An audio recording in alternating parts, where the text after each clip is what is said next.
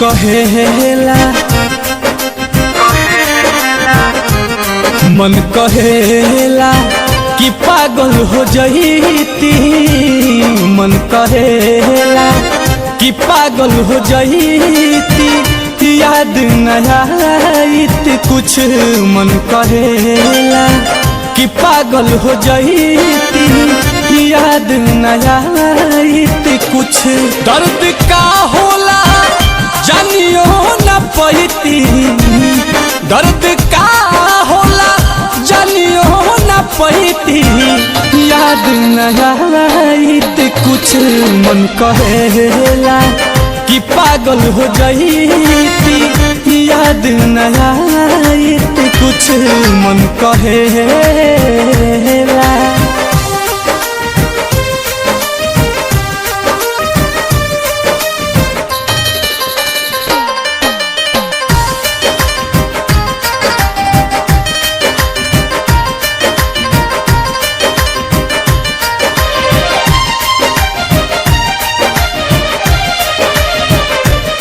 चाहे ठोकर मरते चाहे ताला, जुल्म के तनो करते जमाना।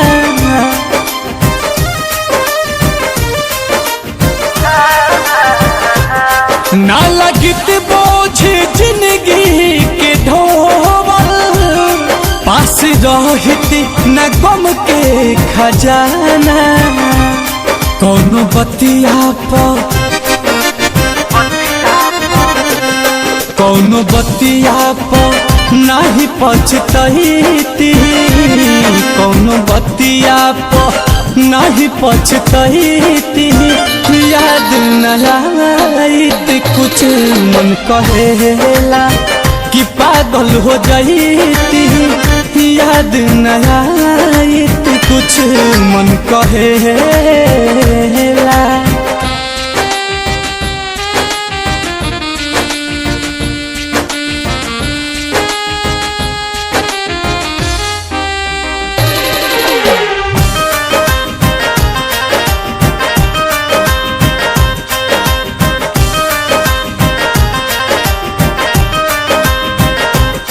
बस के दिलावा में दिल के दुखावे, प्यार जैसे बाऊ है रोवावे। एक राज कुरकुरी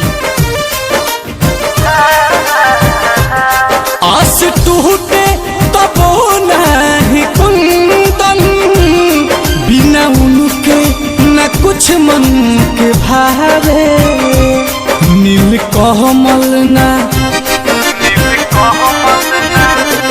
नील कमल ना उनसे भेटैती, नील कमल ना उनसे भेटैती, याद न आईत कुछ।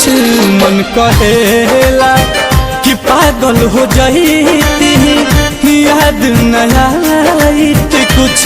मन कहेला दर्द का होला जानियो न पैती, दर्द का होला जानियो न पैती, याद न आईत कुछ।